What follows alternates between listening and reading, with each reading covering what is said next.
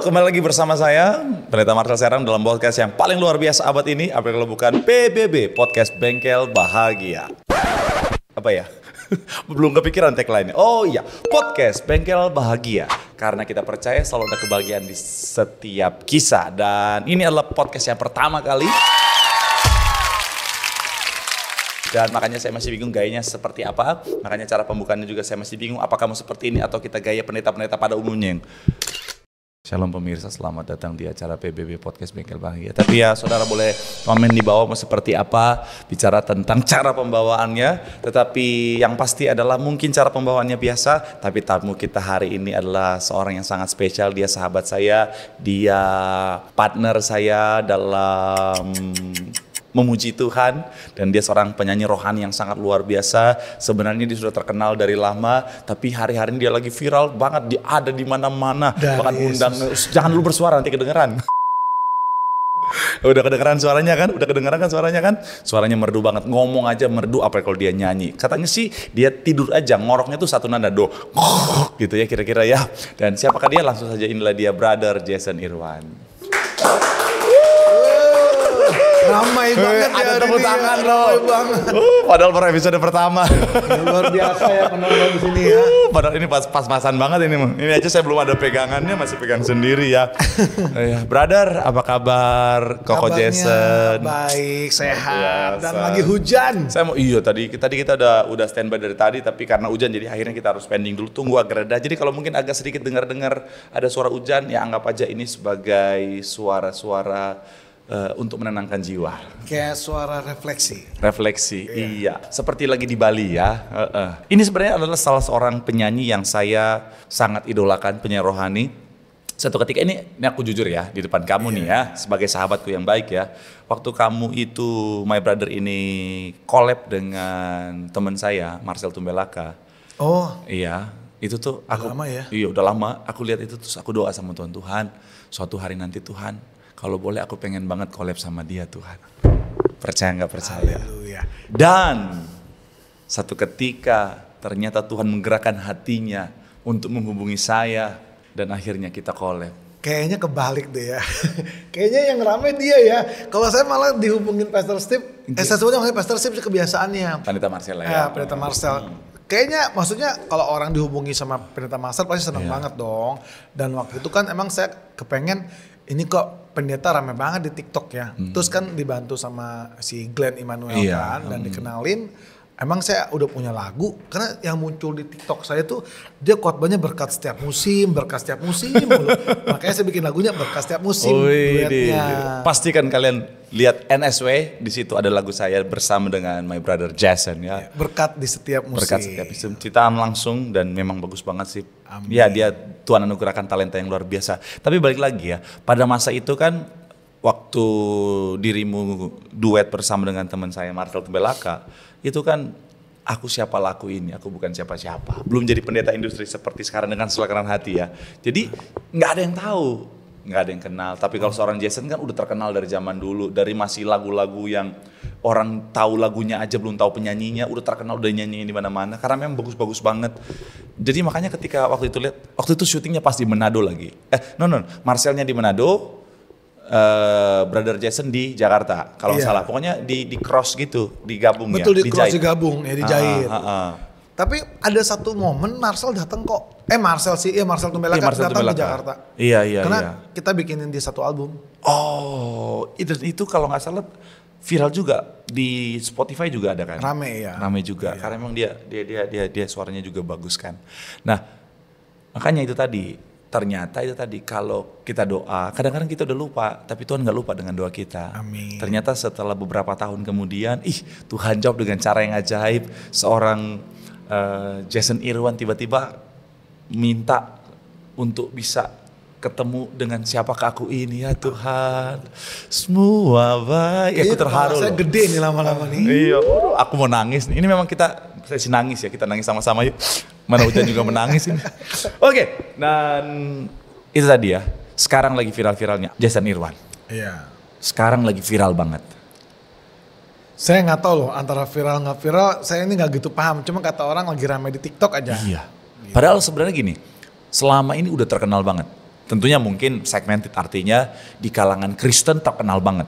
Tetapi di kalangan umum, sekarang semua agama, semua latar belakang, seluruh Indonesia bahkan mungkin sampai pelosok-pelosok yang sudah bisa akses YouTube, kenal sosok seorang Jason Irwan. Amin aja deh. Iya, gini, saya pernah ada di posisi di mana dari yang tidak terkenal, tidak dikenal, akhirnya tiba-tiba gara-gara satu momen, tiba-tiba akhirnya ya Tuhan percayakan ada di posisi di mana dikenal orang. Iya. Seorang Jason Irwan, ini kan benar-benar step by step. Apa yang dirasakan? Yang dirasakan kalau orang bilang, lu lagi viral gitu ya. Saya bilang masa sih? Karena kan saya main medsos, tapi saya bukan yang ngeliatin mulu, enggak. Cuman mungkin karena hampir 20 tahun, saya kan kebanyakan kan sebenarnya nulis lagu. Iya. Sebenarnya basicnya saya ini mau jadi penyanyi rohani, tapi nggak laku. 2006 saya ngerintis karir sebagai seorang penyanyi. Laku banget lagu-lagunya. Enggak, 2006 itu saya ngerintis karir, bikin lagu Sentuh Hatiku. Iya itu kan viral banget. Populernya sama Maria Sandi lewat Impact Music 2007 akhir. Disitulah orang, itu pun mereka mikirnya bukan lagu saya. Tapi akhirnya saya belajar bahwa mungkin jalan hidup saya emang songwriter. Jadi waktu lagunya terkenal, Sentuh Hatiku kan terkenal waktu itu tuh. Jadi berkat luar biasa. Oh ini pencipta lagunya. Terus ngundang kesaksian, kok bisa nyanyi. Jadi Tuhan tuh kasih step by step sih. Emang cukup panjang, hampir 17 tahun saya lihat. Wow. Jadi lagu yang saya kasih kayak Kau Selalu Punya Cara. Semua pasti tahu lagunya. Angel Peter kan. Itu kayak mungkin yang ngetop lagi kayak Ku bersyukur padamu, Gisel kan. Terus yang Gracia apalagi tuh yang seperti wanita walau ku tak dapat melihat. Walaupun saya duet sama Gracia, orang tetap ingat Gracianya. Saya duet lagi sama Angel Peter, lagu saya yang Ku sembah kau Tuhan, sama meskipun 1000 tangan manusia, tetap orang lebih kenal ke Angel Peternya. Oke. Dan di situ saya belajar, saya bangga ya bisa berkolaborasi dengan orang-orang yang hebat. Jadi otak saya dari dulu maksudnya saya Tuhan percayakan sebagai sidekick gitu loh. Makanya saya senang kalau duet sama Pastor Marcel, sama Glenn, saya happy aja. Yang penting lagu saya jadi berkat karena saya percaya itu lagu-lagu dari Tuhan. Amin. Apalagi menjelang tahun 2020 kan banyak hit kan. Tuhan selalu menolongku, itu kan saya tulis bareng sama Alex Lamejer. Terus Tuhan tahu Melita Sidabutar almarhum. Terus waktu yang tepat, tambah naik lagi. Sama yang terakhir yang berkali-kali tuh loh, Yesus Setia. Ya. Itu pun saya sama Jacqueline. Saya selalu ditemenin. Gak ada yang saya viral nyanyi sendiri, gak ada. Tapi ternyata Tuhan ngajarin saya itu jadi sidekick gak apa-apa gitu loh. Kayak pembantunya Paulus kan si Yason juga ya nemenin aja. Tapi ternyata dengan waktu saya belajar kebesaran hati. Bahwa partner saya itu bukan saingan saya. Ternyata partner saya bisa bawa saya naik pelan-pelan. Yes. Jadi step by step gitu. Jadi saya gak pernah kalau ada pergi pelayanan misalnya sama Pastor Marcel ya. Emang saya tahu kok pergi sama Pastor Marcel. Dulu kan pernah pergi sama Asmiranda. Beberapa yang terkenal. Ya saya tahu ini bukan orang yang biasa gitu. Jadi saya gak perlu marah. Gak perlu marah. Kok dia dilayani saya biasa-biasa aja. Karena udah terbiasa bertahun-tahun.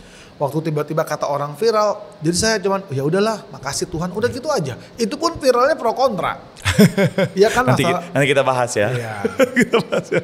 Ya, artinya gini kan, memang harusnya seperti itu ya. Artinya bahwa kita kan rekan sekerja Allah, kita satu tubuh Kristus. Artinya sangat disayangkan kalau misalnya kita sesama pelayan Tuhan, terus ada iri hati ketika ngelihat pelayan Tuhan yang lain lebih daripada kita, terus kita iri hati, sangat disayangkan. Makanya ini salah satu contoh yang sangat baik. Artinya ketika kita melihat orang lebih daripada kita, justru kita suka cita. Kenapa? Karena kita bagian daripada itu. Kita satu bagian dalam satu tubuh Kristus yang ujung-ujungnya untuk kemuliaan nama Tuhan.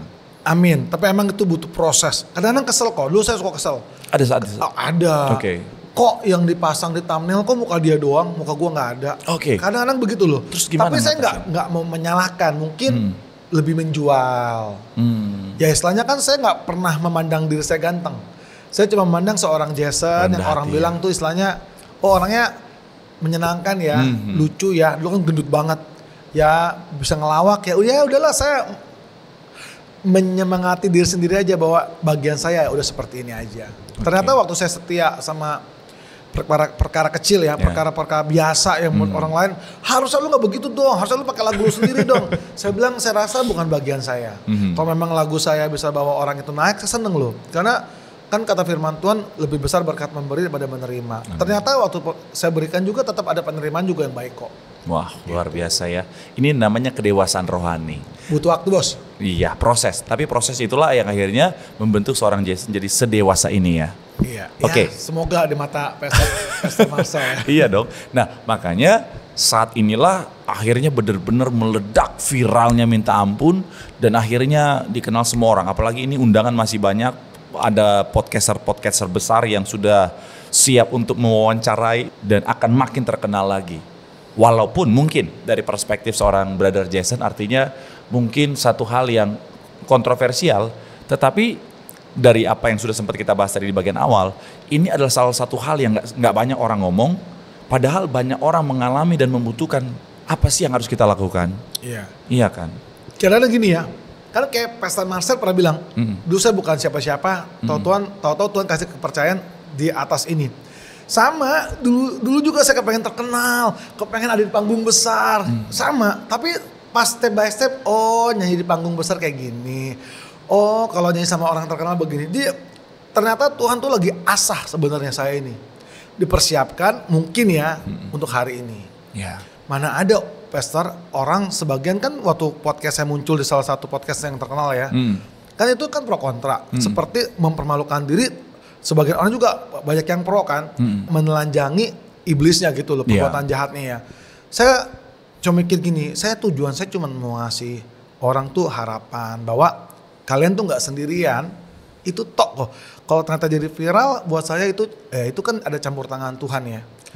Itu pun udah masuk DM banyak banget kan, pastor udah lewatin, capek ngebalesinnya, karena kasihan. Cuman yang bikin saya sedih tuh ternyata orang yang seperti saya tuh banyak, yang LGBT tuh.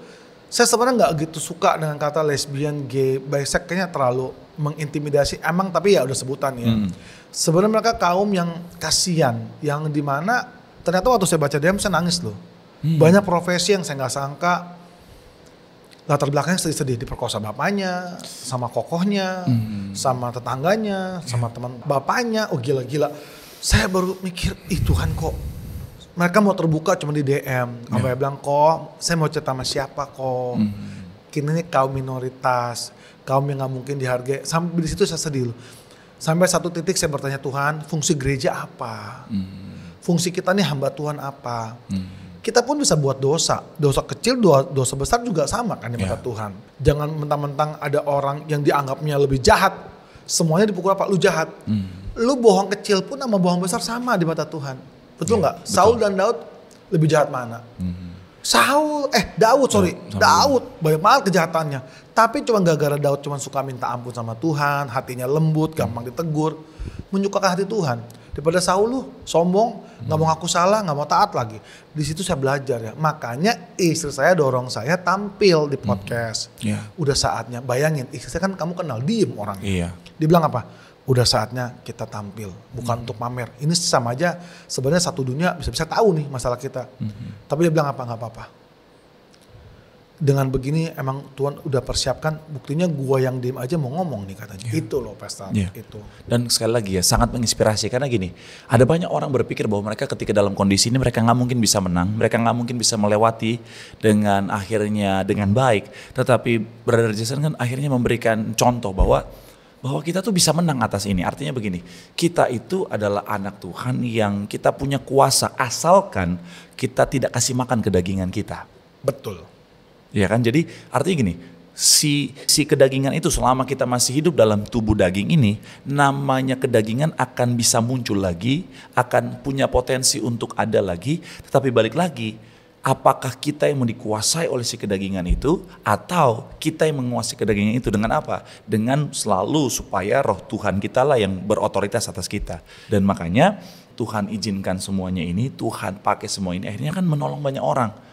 Ketika viral dengan hal yang banyak orang gak mau speak up, banyak orang DM, cerita dan minta pertolongan, begitu ya? Iya, yang bikin saya pusing itu awal-awalnya semua saya jawab kan, capek juga sih. Sampai sekarang mungkin istri saya terima hampir 700-an DM ya. Jadi dibalasin satu persatu. Satu-satu tengah malam sampai akhirnya kita sempat bukan sakit ya, kurang tidur. Apa tuh namanya, Instagram call ya. Iya. Sampai kita jawab, kita doain walaupun beda server tapi kan saya doain juga ya. Sampai akhirnya satu titik, sorry ya. Dalam satu titik wah nggak bisa begini nih, kita nggak bisa jadi Tuhan atas hidup orang lain nih. Makanya dengan podcast itu saya bilang, dengan sharing ini mungkin bisa membantu orang lain. Karena kalau gini, banyak orang kan ngambilan tuh yang aman ya. Kita kan ngambilan yang berbeda. Karena kalau nggak pernah ada yang muncul, orang nggak pernah tahu ada orang yang bisa keluar akhirnya. Seperti kalau orang nggak tahu, si A bisa sembuh dari kanker, dikejar dong. Gimana sembuhnya? Gini caranya, makannya ini, ke dokter ini, betul dong. Apakah kankernya bisa timbul lagi? Bisa. Kalau nggak bisa jaga pola hidup. Sama LGBT itu, ya maaf saya sebut dengan seperti ini ya. Saya lebih arahnya sembuh dalam pola pikir. Kan seperti Pastor Marcel bilang tentang metanoia tadi apa? Metanoia, pertobatan. Itu perubahan pola pikir. Iya, semua tuh kunci di sini. Sama, dulu saya salahnya di sini. Saya hidup mengasihi diri sendiri. Saya merasa saya punya masa lalu, akhirnya saya jadi korban. Saya merasa mental saya korban. Kapan saya move on? Dan satu titik saya jadi hamba Tuhan, jadi orang yang dikenal, lagu-lagunya berkati banyak orang. Akhirnya saya sadar, oh Tuhan itu punya rencana, Tuhan yang luar biasa. Sekalipun saya punya duri dalam daging, ternyata dalam duri dalam daging saya bisa menolong duri-duri yang lain. Gitu.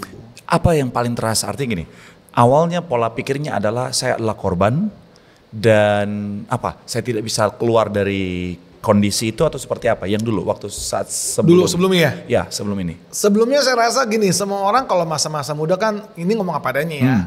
Jadi kan banyak keinginannya, pengen coba-cobanya. Saya itu mulai jatuh dalam, saya apa adanya ya, jatuh dalam seks itu kuliah. Nggak tahu apa-apa, masih polos, bego dari kampung.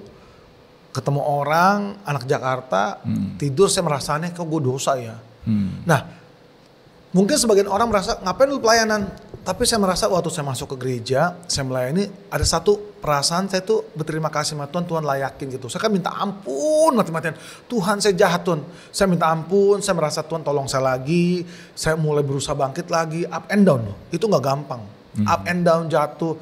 Nah itu makanya kita butuh menyalipkan terus kan, tapi ternyata gak ada mentoring juga repot, orangnya gak ada yang tahu, saya harus berjuang dengan diri saya. Yang akhirnya akhirnya saya capek sendiri, mengandalkan kekuatan sendiri. Kadang-kadang orang ngerti firman tapi mengalahkan daging gak gampang. Nah itu butuh mentor, butuh teman, butuh komunitas yang benar. Kalau masih sama lingkungan yang sama, saya rasa susah berubahnya ya. Karena kan dulu kan kepengen punya pacar yang baik, yang sayang. Saya ini bukan termasuk yang istilahnya bahasnya gimana ya, aneh kedengaran penonton nih. Karena rohani sih ya, maksudnya ada body top segala macam lah. Saya bukan kesana. Saya lebih bahasa kasih saya tuh ada seseorang yang dampingin saya. Itu lebih ke arah sana dulu. Tapi setelah menikah, saya merasa saya udah berusaha lama-lama kasih nama istri. Dia udah seorang istri yang hebat, yang terima saya apa adanya. Saya nikah, kan dia tahu siapa saya. Dia mau terima, dia tahu saya nikah untuk nutupin status. Dia tahu banget. Dia harus berjuang dengan dirinya, mengatasi keinginan dia dan saya gak bisa. Yang akhirnya titik balik adalah waktu saya pergi ke Amerika. Waktu saya tinggalin dia, disitulah saya sadar bahwa ternyata walaupun saya melakukan hal yang sama, gak ada, buat saya ya pribadi ya, jangan salah paham nih. Semua orang punya pilihan hidup ya. Saya merasa emang betul perempuan disebut penolong. Gak ada saya lihat sekuat dia loh. Maksudnya bisa menerima walaupun air mata, walaupun dia capek. Sampai kan di podcast saya bilang, ngapain lu sama gua? Lu bisa nikah lagi lu bisa punya anak. Itu dia bilang, gue sayang sama lu. Saya bilang, kriteria apa bahagia? Saya gak pernah lupa dia ngomong gini. Buat lu gue gak bahagia, gue bahagia. Gue gak pernah ngeliat kekurangan lu, gue tahu kekurangan lu. Cuman kenapa lu kasih makan kekurangan lu? Semua orang punya monster dalam hidup kita masing-masing. Jangan kasih makan monster dalam hidup kita, kata dia. Gue juga punya kekurangan, kan lu tahu kekurangan gue. Tapi lu lihat gue juga berusaha mati-matian sama. Jadi disitulah titik balik saya baru sadar, oh iya. Kok gue bego banget ya, menanti jawaban doa yang belum ada, kenapa gue gak lakukan yang terbaik dalam sepanjang hidup gue gitu. Banyak orang gitu, kepengen A, tungguin A mulu. Sebenarnya ada Tuhan kasih A, B, A, C, malah lebih kuat posisinya. Oh ternyata Tuhan kasih saya talenta bisa nyanyi, bisa bikin lagu bagus, lagu-lagu saya nguatin orang. Kenapa saya gak bisa dikuatkan dengan lagu sendiri? Ternyata Tuhan persiapkan luar biasa. Itu yang saya gak sadar. Itu loh Pastor. Nice. Nah, kalau bicara tentang soal pola pikir kan itu juga menentukan bagaimana kita melihat diri kita ya. Betul. Bagaimana seorang Brother Jason melihat Jason dulu dan sekarang dengan pola pikir yang baru melihat Jason yang sekarang. Yang sekarang ya, saya suka merasa nih ya, saya kok dulu melakukan banyak kebodohan gitu. Tapi ya, percaya nggak terkadang Tuhan izinkan kita tetap melakukan kebodohan. Supaya kita sadar bikin salah. Yeah. Kalau kita nggak pernah melakukan kebodohan, dia nggak ngerti namanya ada seorang bapak yang bisa menerima kesalahan. Itulah maksudnya. Gak ada manusia yang sempurna, gak ada. Kan semua orang juga berbuat salah. Ya, sama seperti Paulus bilang kan, apa yang dulu ku anggap untung sekarang ku anggap rugi kan. Iya. Jadi artinya gini, mindset di sini, pola pikir di sini artinya kita melihat apa yang mungkin dulu kita pikir menguntungkan, mengenakan dalam tanda kutip, sekarang satu hal yang merugikan, satu hal yang buruk. Dan akhirnya itu yang akhirnya membawa kita pada perubahan kehidupan. Setuju. Betul ya. Wow. Sebenarnya kasihan loh, maksudnya lihat podcastnya Pastor Marcel ya. Sebenarnya coba ya, ini saya mengajak buat gereja Tuhan, hamba-hamba Tuhan yang ngerti firman, coba baca baik-baik deh. Gereja ini kan bengkel namanya, bengkel bahagia. Makanya podcast kita bengkel, karena filosofinya, bengkel bahagia. Nah, karena filosofinya adalah gereja itu sebenarnya, karena saya seorang hamba Tuhan, saya pelayanan di gereja, saya punya filosofi bahwa gereja itu salah satunya seperti bengkel. Artinya apa? Nggak ada yang sempurna, setiap orang punya kesalahan, kekurangan, dosa masing-masing, dan di gereja harusnya mereka itu ngalamin perbaikan ke arah yang lebih baik. Makanya gereja itu tempat orang sakit sebenarnya. Kalau nggak sakit orang nggak bakal gereja, nggak bakal rumah sakit. Dan maaf ya, memang saya nggak bisa pukul rata semua. Jangan sibuk cuman mamun, duit, jabatan. Banyak orang yang perlu ditolong loh. Ingat kita semua ini hamba Tuhan. Kita akan ke pengadilan terakhir dipertanggungjawabkan loh. Semua apapun yang kita perbuat. Yes. Itu saya selalu ingat, makanya saya takut. Jadi pastikan kita harus ingat, pengadilan itu terakhir. Iya. Jangan jadikan gereja, jangan jadikan komunitas anak Tuhan kita sebagai pengadilan masa kini. Betul sih, firman Tuhan kan bilang bahwa penghakiman itu dimulai dari rumah Tuhan. Ada loh. Ada. Tetapi jangan sampai akhirnya kita saling menghakimi satu sama lain. Makanya saya kalau ada, sorry ya, ini dibahas kemana-mana nih, gereja ribut segala macam. Saya sampai mikir ya, kenapa sampai ribut sih? Apa yang mau diributin sih? Rebut-rebutan domba. Domba itu milik Tuhan. Kenapa domba-domba maaf yang seperti LGBT lu nggak tolong orang-orang kayak gitu jago-jago loh, pintar-pintar loh. Kalau di mentoring, hebat-hebat. Ini sorry ya, saya bukan bangga. Ini lihat satu orang, salah satu ini. Saya dapat bapak rohani, namanya Palito itu, membina saya mati-matian loh. Wah sama, dia pun capek sama saya. Tutak tektok, karena sabar, jadi akhirnya. Kasih waktu, kasih kesempatan. Mereka ngerti kok kebenarannya. Ngerti gak gini? Kita tahu nih, jalan menuju sana nih lurus aja. Kadang-kadang kan manusia, ini lebih copot nih, lebih cepat nih, shortcut nih. Wah, jangankan itu, Waze aja suka salah. Betul gak? Google Map aja suka kegang kadang-kadang. Sama kayak hidup, makanya butuh penuntun. Kita gak bisa sendirian gitu loh Pastor. Jadi buat orang-orang yang ngalamin, sebenarnya ini kita mau bahas lagu jadi udah membahas ke yang lagi viral nih ya. Iya. Nah artinya gini, jadi buat orang-orang yang lagi ngalamin masa-masa itu, masa-masa artinya gini, mereka berpikir bahwa kayaknya gue gak mungkin sembuh deh, kayaknya gue gak mungkin lagi bisa kembali. Ternyata itu pemikiran yang salah. Iya, daripada mikirin sembuh ya, coba kita introspeksi diri semua. Ini saya gak berbicara tentang orang bilang dosa LGBT ya. Semua orang punya dosa masing-masing, punya monster masing-masing, punya keterbatasan masing-masing. Maksudnya tuh begini, coba kita introspeksi diri kita, mana bagian yang salah, mana bagian yang benar. Kacamatanya apa ya? Firman. Jangan belok-belokin, yang benarnya tetap benar. Betul gak? Kebenaran itu udah pasti hakiki, tapi lihat juga cara pandang Tuhan. Nah ini, gereja lihat cara pandang Tuhan, kita lihat kacamata firman. Supaya apa? Hidup kita dibenerin. Saya tuh waktu baca firman, saya ngerti loh. Tapi kok berubah susah banget, setengah mati. Sampai akhirnya, oh iya, saya ini dangkal sama firman. Saya cuma ngerti firman, tapi gak dilakuin, gak dihidupin. Coba, Pastor Marcel, di air yang cuma selutut, bisa jalan gak? Jalan sendiri kan, ada keinginan kita kan. Nah kesini airnya nih, Mulai susah nggak? Berat. Mulai ada berat kan, karena udah mulai ada batasnya. Air itu firman. Tapi kalau udah tenggelam, gak bisa ngapa-ngapain lagi. Ikutin arus. Sama, waktu hidup saya tenggelam sama firman, saya doa sungguh-sungguh sama Tuhan. Itu keinginan saya, itu mulai diredam.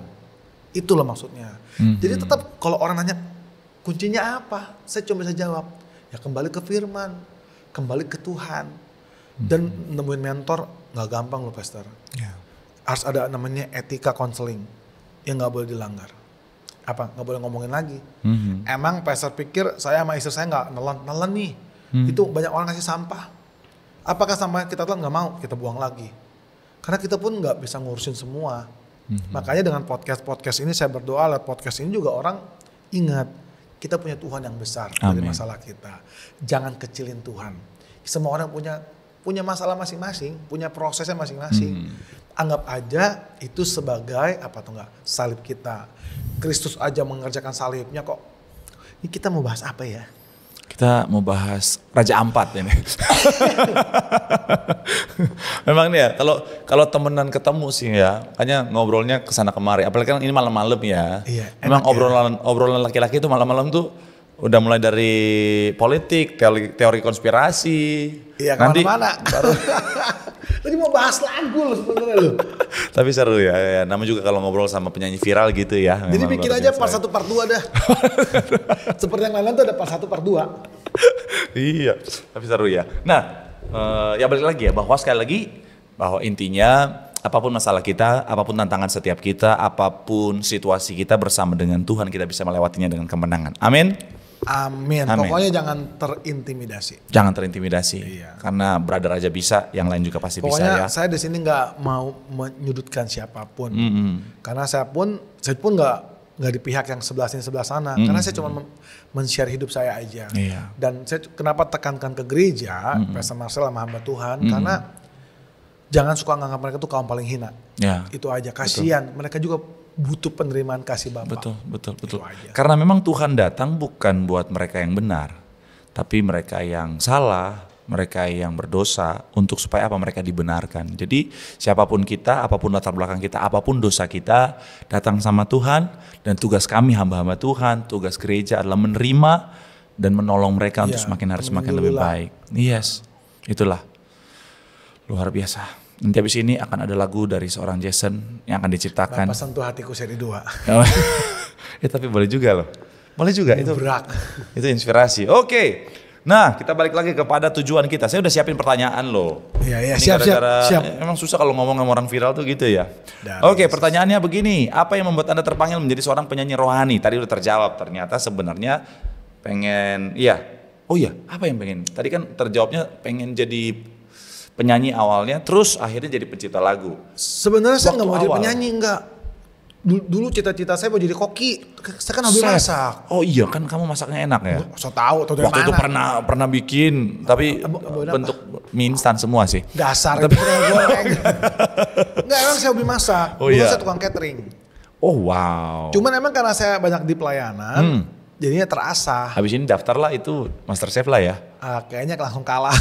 Karena itu masakan rumah. Karena saya seneng kalau punya restoran, orang bisa nikmatin masakan rumah. Terus kenapa akhirnya pengen jadi penyanyi? Loh, dulu kan saya pernah juara dangdut, menang. Oke. Waktu SMA. Mulai saat itulah akhirnya Disitulah sadar. saya merasa saya bisa jadi nyanyi ya. Terus saya di gereja kan jadi WL. Oke. Itu awalnya. Oke. Nah, bagaimana menggambarkan hubungan antara iman dan musik dalam hidup? Iman dan musik ya. Gini, kan iman lah dasar dari segala sesuatu yang belum kita lihat. Sama dong, musik juga. Musik gini, kalau saya bukan musik ya, kan saya areanya bikin lagu ya. Sama, saya bikin lagu juga gak tahu mau bikin apa nih, temanya apa. Apa yang belum saya lihat itu, iman timbul dari pendengaran firman Tuhan. Waktu kita baca firman dengan kesaksian orang, kita diberkati. Karena saya hobi nulis puisi dulu sama cerpen. Kan cerpen saya pernah masuk Bobo dulu. Bobo? Ya Iya, ampun. saya dibayar lumayan loh, 250.000. Terus kemana-mana gue jadinya. Jadi dari situ saya suka nulis. Jadilah lagu-lagu yang ada sekarang. Iya betul. Imanlah dasar, Jadi bicara tentang ketika dengan iman kita bisa menghasilkan karya-karya yang akhirnya bisa menguatkan iman orang lain juga. Iya. Lagu-lagu Anda tuh sangat memberkati saya sekali. Lagu yang mana? Salah satu yang sangat berkesan itu dan Saya sangat tahu, menguatkan. Tuhan yang bela. Betul sekali. Meskipun, waduh, karena memang ada banyak orang mengalami posisi seperti itu kan. Bagaimana situasi tidak mudah, di mana ada orang sekitar akhirnya ya iri hati dan lain sebagainya. Tapi di saat semua meninggalkan ada Tuhan yang membela setiap Amin. kita. Haleluya, haleluya. Tadi bilang menulis lagu. Apakah ada proses? Artinya gini, bagaimana cara seorang pencipta lagu rohani seterkenal Jason Irwan dalam menulis lagu? Adakah kiat-kiat khusus? Apakah makan martabak dulu, babi dulu kayak atau apa dulu, salto dulu kayak doa puasa dulu seminggu atau gimana? Ini gue kayak acara pesugihan begini. Pesugihan. Bukan, saya tuh kebikin lagu nggak pernah di planning. Jadi gini, kan Datang aja gitu. Makanya saya bilang kok, karena gini ya, saya kan pernah ditawarkan untuk bikin seminar, bikin lagu. Saya sampai hari ini nggak tahu loh, bikin lagu tuh gimana ya. Walaupun banyak lagu-lagu yang jadi berkat, saya cuma ngomong gini. Saya tuh bikin lagu, apa yang saya rasa, apa yang saya dengar, mungkin dari firman, dari khotbah orang, dari kesaksian orang, saya tulis dengan tangan saya. Saya cuma doa, Tuhan biarlah kesaksian ini jadi berkat buat orang lain. Tuhan turunkan hikmat atas saya. Udah, makanya saya kalau bikin lagu, musik sama lirik langsung ketemu. Artinya gini, misalnya, saya mau bikin lagu nanti malam. Enggak, saya nggak planning. Walaupun ada orang mau bikin lagu. Makanya orang nunggu lagu dari saya cukup lama. Karena saya nggak tahu. Karena misal Pastor Marcel, kan saya tahu dari Khotbah Bayu. Ada orang baru, Pak Jason, tolong dong lagu ini. Ya ibu kesaksian dulu deh bu. Apa pergumulannya? Kan ada orang bilang, saya nggak bikin lagu dari pergumulan orang. Nggak apa-apa, itu kan ciri khas orang ya. Kalau saya emang dapat lagunya dari banyaknya pergumulan hidup orang. Pernah nggak? Dari jawaban. Pernah nggak orang udah kasih kesaksian, udah kasih pergumulan, udah kasih khotbah, tapi kreativitasnya buntu? Pasti ada lah. Kalau buntu gitu ya udah jangan maksain diri. Saya kadang-kadang saya tinggal tidur aja, kadang-kadang bulan depan baru jadi lagi. Lagu yang walau ku tak dapat melihat cukup lama saya bikin. Itu dari 10 lagu Gracia, itu lagu terakhir. Karena saya nggak tahu mau bikin apa tentang Gracia nih. Soalnya kan matanya nggak bisa lihat kan. Jangan sampai lagu ini untuk dia doang, tapi harus jadi jawaban untuk orang yang mendengarkan dong. Makanya sampai sebulan saya mikirin apa ya Tuhan ya. Ketemulah akhirnya. Nah seorang Jason Irwan menciptakan lagu dari kesaksian orang lain maupun kesaksian pribadi. Itu yang menjadi inspirasi dan akhirnya terciptalah lagu-lagu yang keren. Dari pertanyaan yang muncul, pengalaman yang atau kesaksian hidup yang sangat berkesan bagi seorang Jason dan akhirnya menghasilkan lagu. Atau pengalaman yang belum jadi lagu. Boleh dua. Pengalamannya aja. Pengalamannya dan jadi lagu apa? Atau pengalamannya yang belum jadi lagu? Oh ini, kalau lagu yang saya bener-bener dari pengalaman saya itu pribadi. Sama ini gabung sama Pak Thomas Chandra yang lagu Yesus Setia. Oh, yang terbaru itu juga kan? Iya, karena waktu saya bikin lagu itu kan jadi penonton harus tahu nih para pemirsa Bengkel Bahagia. PBB. Jadi lagu itu permintaan Pak Thomas Chandra. Dia nggak tahu mau liriknya apa. Terus saya waktu dia Pak Thomas Chandra cerita dia kanker, saya kaget dong. Kok kanker? Orang kan gemuk, gak kelihatan sakit, ketawa ketiwi aja, makan juga bebas saya lihat. Disitulah dia ngomong gini, Ko Jason, hidup saya itu cuma melayani Tuhan aja. Ditolong juga gak apa-apa. Saya pulang ke rumah, saya tidur, saya kan di hotel waktu itu di hotel di Pontianak, saya cuma diem aja. Itu kan tahu dia kena kanker dari anak buahnya, baru saya telepon Pak Thomas, baru saya merenung, oh iya Tuhan ya. Seperti siapa? Daniel, Sadrak, Abednego apa sih? Saya lupa jadi ini. Sekalipun Tuhan tidak menolong. Tuhan tidak menolongku. Di situ Tuhan ngomong gini, Jason kamu ngerti nggak dari omongannya dia? Kamu tuh terlalu banyak minta sama aku gitu loh. Kenapa nggak ngomong gini? Tuhan ditolong juga, nggak apa-apa. Jangan mau menerima yang baik aja. Yang nggak baik pun kamu kerjakan, jadi kebaikan. Makanya saya tulis cepet loh, cepat ambil handphone. Saya cuma bergumam doang. Meskipun Tuhan tak menolongku. Terus udah, meskipun duri, apalagi, duri. Terus saya catat, udah beres. Refnya gimana ya? Oh, udah mau masuk kandang singa, udah masuk perapian, tetap tidak terbakar, tetap gak dimakan sama singa kan? Ku tetap memilih untuk Iya, waktu dia percaya. percaya. Tapi rapnya berkali-kali kau menolong. Jadi walaupun kita udah terdesak nih, aduh mati tuh gue deh. Tapi Tuhan itu ya, walaupun kita ngomong sembarangan pun ya, tetap pertolongan Tuhan ada loh. Amin. Makanya jangan melihat segala sesuatu itu dengan kacamata kita. Buat dia jawaban Tuhan begini, sedangkan jawaban Tuhan gak begitu. Ya. Tuhan tuh punya cara yang gak pernah kita bisa pikirkan. Tapi kalau cara Tuhan bisa kita pikirkan ya bukan Tuhan dong. Gitu. Nah itu kan dari kesaksian seorang hamba Tuhan. Iya. Akhirnya tercipta satu lagu yang keren banget itu. Kalau dari kesaksian pribadi? Yang baru keluar, ini promosi ya. Iya. Baru keluar 3 minggu lalu. Lagunya apa? Dari Care City Worship, Putri Siagian yang nyanyiin, duet sama saya juga. Oke. Kenapa saya suka banget sama lagu ini? Sedikit. Lagunya gini sih. Kalau hari ini Tuhan izinkan ku dibentuk. Rendah banget ya. Dan dihancurkan. Bukan Tuhan tak sayang. Semua ada tujuan. Tuhan sedang bekerja. Tangan Tuhan merendah, kebaikan bagi hidupku. Ku percaya pada janjimu, kau jadikan indah sesuai dengan kesukaanmu. Wow, keren. Untuk sekalian ya. Jadi lagu-lagunya Jason tuh kadang-kadang dari rendah banget sampai tinggi banget. Iya, leher mau putus. Emang gitu. Apalagi suara malam ini. Apalagi kalau memang penyanyi dengan suara pas-pasan seperti saya ini ya. Enggak lah, ada pas-pasan. Penyanyi kasih karunia ya. Ciri khas.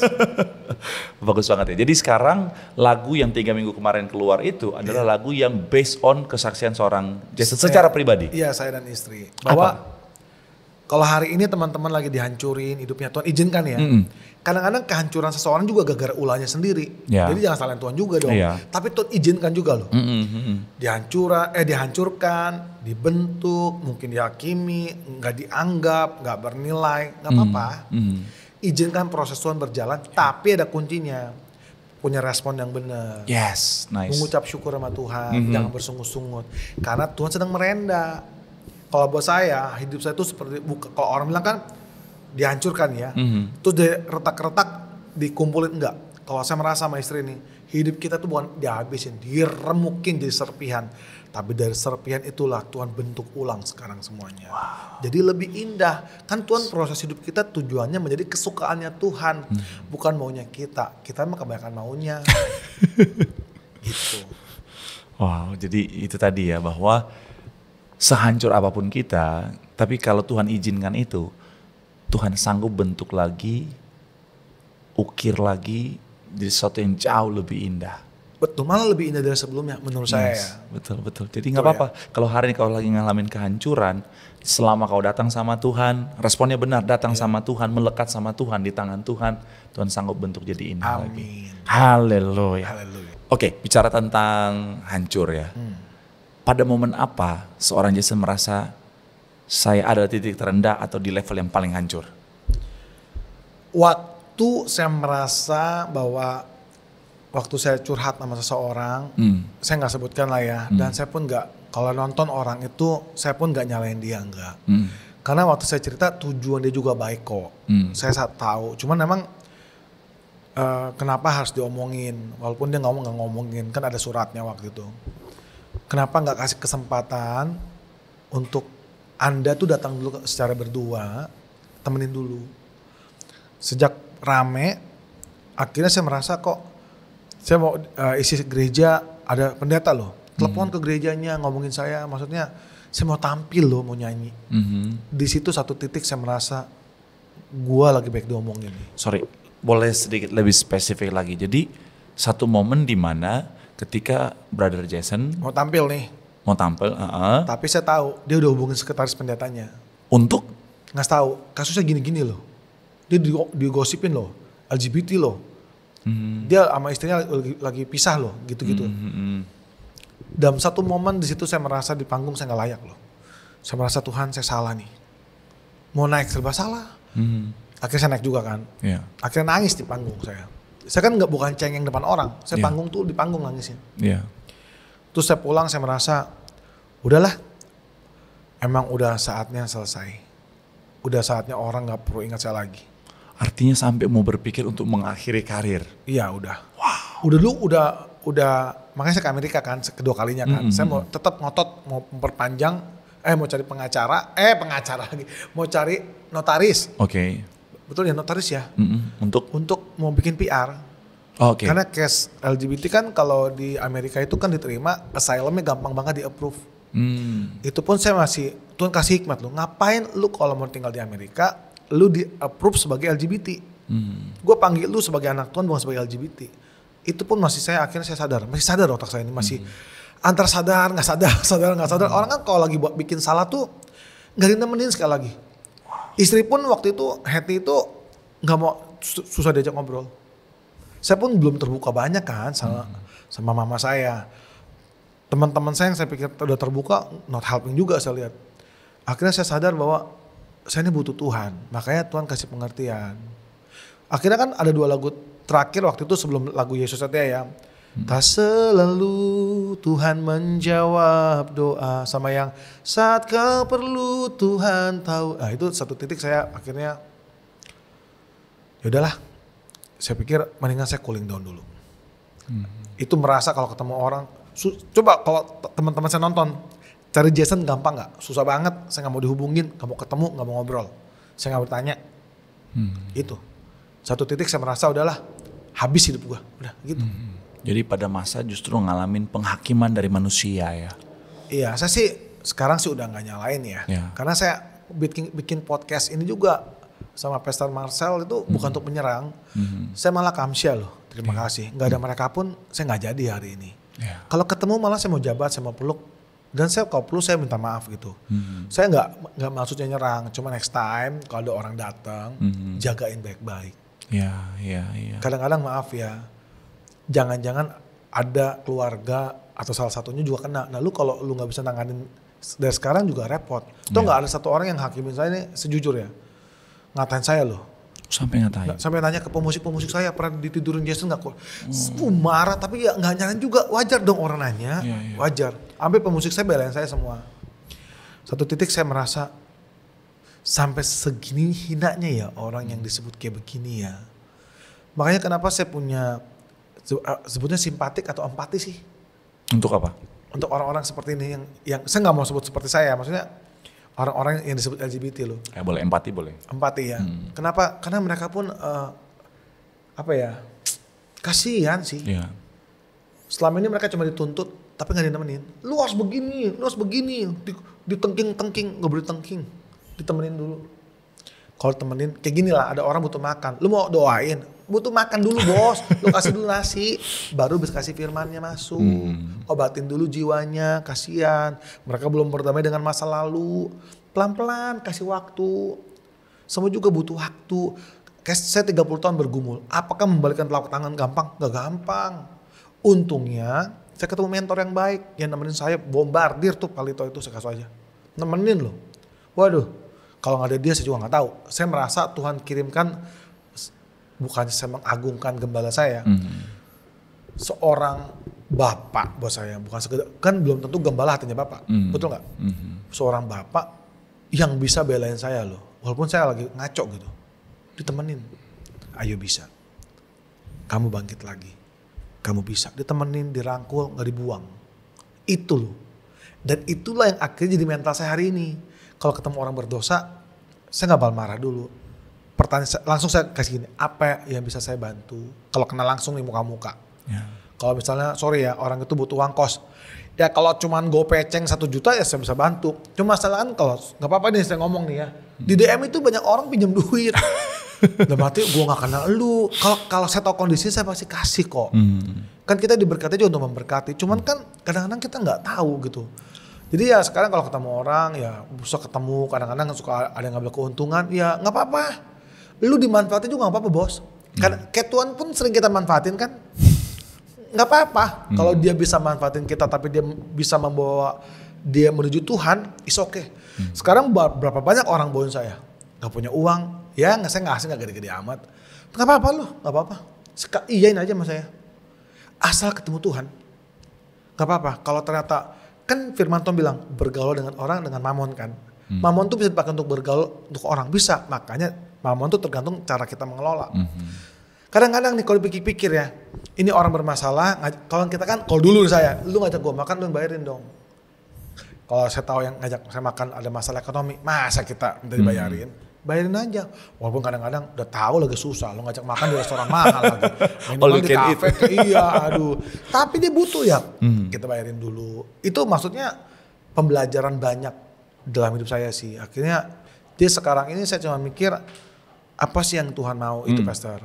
Jangan sampai saya hidup dalam rencana Tuhan, tapi gak ketemu apa yang Tuhan mau. Banyak orang loh, ini lingkarannya nih. Tapi lu gak tahu mau ngapain. Di muter-muter situ, sedangkan di luar tuh butuh banyak orang-orang yang lu tolong. Gitu. Ini sih pasti ya, artinya gini, ada banyak orang yang ngalamin kondisi yang sama dan mungkin mereka selama ini mereka bingung apa yang harus mereka lakukan, tapi setelah nonton podcast ini akhirnya mereka jadi tahu apa yang harus mereka lakukan. Mumpung inget nih di podcast, saya baru ingat satu nama nih, apa saya nggak sebutkan di DM. Nanti saya pesan catering, saya lupa, saking banyaknya DM. Kadang-kadang saya pesan begini tuh bukan untuk beli loh. Saya daripada ngasih uang mendingan saya beli barangnya. Oh, dia punya catering. Kasihan juga bergumul. Minta foto mamanya dong, sakit kan. Sebenarnya tolong uang lebih penting karena saya nggak kenal. Kadang-kadang saking parnonya saya banyak dimanfaatin, saya jadi parno sendiri. Saya bukan orang kaya loh Pastor Marcel, tapi saya belajar punya hati yang kaya untuk nolong orang. Nolong orang nggak perlu kaya, tapi lu punya hati memberi aja. Dan makanya ketika kita dilihat Tuhan artinya menjadi saluran berkat, maka lumbung kita nggak akan pernah kering. Betul. Karena itu tadi Tuhan lihat kita jadi saluran berkat, Tuhan terus tambahkan terus. Amin. Apalagi saya gak punya anak, jadi ya saya berusaha lah. Saya cuma berusaha aja, maksudnya bukan mau jadi orang baik ya. Saya berusaha menjadi apa yang Tuhan mau deh. Iya betul. Sekali lagi diberkati untuk jadi berkat dan memang kelihatan banget bahwa Brother Jason ini adalah seorang yang rendah hati ya. Sekalipun saya bilang begitu ngembang lain di kepala nih. Nggak apa-apa, tapi memang karena selama ini saya kenal ya, maksudnya selalu rendah hati, bilang saya nggak kaya, saya biasa saja, walaupun hanya pakai tas yang BCA prioritas ya. Tapi tadi ya, ada banyak orang gak diberkati, kenapa? Karena pelitnya minta ampun. Dia keep terus, padahal Tuhan memberkati kita, salah satu tujuannya adalah untuk apa? Menjadi berkat. Jadi kalau mau diberkati lebih, jadilah selalu berkat. Ada amin saudara? Amin. Nih dengerin ya, setiap berkat yang Tuhan percayakan sama hidup kita, ini ada berkat yang Tuhan percayakan untuk orang lain. Ingat baik-baik. Kita terima 1 juta, berarti 10% buat Tuhan kan dikembalikan. Ingat dalam 20-30% juga ada untuk orang lain. Saya selalu ingat itu. Jadi ada berkat yang dipercayakan Tuhan, tolong bantu orang lain. Jangan lupa nih, makanya jangan suka mikir bahwa berkat ini buat saya. Enggak. Bahasa mikir, Tuhan nih saya dapat berkat nih. Kapan kan dapat berkat? Mungkin karena saya di gereja ya paling saya kasih ke pemusik saya yang membutuhkan, atau teman-teman gereja ya, atau teman-teman sekolah atau apa ya nggak banyak, tapi kalau jadi 5-6 orang ya jadi lumayan banyak juga. Tapi ya nggak tahu ya, sekarang baunya happy aja sih. Apa ya, sekarang kita hidup di dunia untuk apa? Mau ngumpulin harta. Betul butuh, tapi itu bukan esensinya deh menurut saya ya. Yang penting kita bisa kelola keuangan dengan baik aja dan terbuka sama istri. Iya, jadi ketika kita salurkan apa yang Tuhan titipkan, Tuhan akan tambahkan lebih lagi. Amin. Haleluya. Kita balik lagi ke musik kita. Banyak ya nih bahasannya. Iya nih, memang kalau temenan ngobrol tuh memang banyak bercabangnya ya. Kita balik lagi ke musik. Seorang Brother Jason kan kalau ciptain musik, ciptain lagu, viral, terkenal, jadi berkat bagi banyak orang. Ada syarat gak sih musik itu, lagu itu supaya diterima semua orang? Banyak orang lah ya, gak usah semua orang, banyak orang. Saya ini bukan pemusik ya, cuma saya pencinta musik. Saya sering nonton YouTube pokoknya, dari mau Blackpink kayak mau apa kayak dangdut saya tonton semua. Cuman karena saya nggak bisa aransemen, akhirnya saya bayar orang. Saya kepengen musik kayak gini nih. Walaupun kadang-kadang nggak cocok sih, ya udah mendekati oke lah. Kayak lagu gitu loh. Lai iso ora iso. Gue pengen lagu dangdut ya, karena nyanyi Rachel Mutiara nih. Iya. Itu udah punya gambarannya kayak gitu. Itu aja, jadi saya resepnya ya bikin musik yang simple, yang gampang diikuti gereja, lirik jangan terlalu susah, tapi liriknya tuh berkelas. Itu lagu itu kesaksian ya. Belum lama ini, belum ada 1 bulan yang lalu, masih 2-3 minggu ya. diundang di sebuah ibadah kantor isinya nggak nyampe 50 orang, musiknya gitar sama kahun, mereka nyanyi lagu itu enak banget. Yang mana? Iso ora iso, Kudu iso Gusti sing beresi. semuanya nyanyi, wah asik banget. Emang saya dikenal orang tuh lagunya simpel karena saya nggak suka ribet. Sebenarnya lagu itu nentuin siapa orangnya loh. Saya kadang dikomplain kan sama teman-teman sesama musisi ya. Lu bikin lagu jangan pergumulan lu dong. Lu bikin lagu jangan begitu dong. Saya cuma ketawa aja sih. Saya pengen jawab sebenarnya. Cuman jawab dia sombong. Saya cuma jawab begini. Ya, nanti saya belajar lagi. Udah gitu. Itu saya belajar untuk menekan ego saya. Maksudnya gini, kalau ngomong lagu lu yang terkenal berapa sih? Tapi Tuhan ajar gini. Terima sebagai masukan supaya kamu tuh di-upgrade. Kalau orang nggak bisa terima masukan, lu nggak naik level, betul nggak? Ujian itu adalah apa? Mengalahkan diri sendiri. Saya kalahkan diri saya sendiri bahwa saya harus belajar. Kalau ada orang masukin, walaupun yang ngasih tau misalnya Dio nih, yang Dio manajernya Yu ya, nggak ngerti musik, kok nggak enak ya? Ya udah terima, jangan kuping lo aja yang budek, nggak boleh. Ya, karena kan perspektif dari orang awam ya itu penting, Iya, karena itu yang banyak. Betul sekali. Oke, saran buat para pencipta lagu di luar sana apa? Saran, jangan berhenti berkarya. Kalau nggak diterima, terus berkarya. Terus ingat kita ini kerja di ladang Tuhan. Ya, ada etika kerajaan Allah. Nggak usah, kalau saya pribadi ya, lagu-lagu saya kan kadang-kadang ada orang pakai asal-asal aja. Saya rasa mau pakai aja selama itu cuman cover ya tulislah pencipta lagunya sebagai apresiasi. Dan kalau masuk Spotify, digital platform ya izin, kalau ada persembahan kasih ya kasih aja.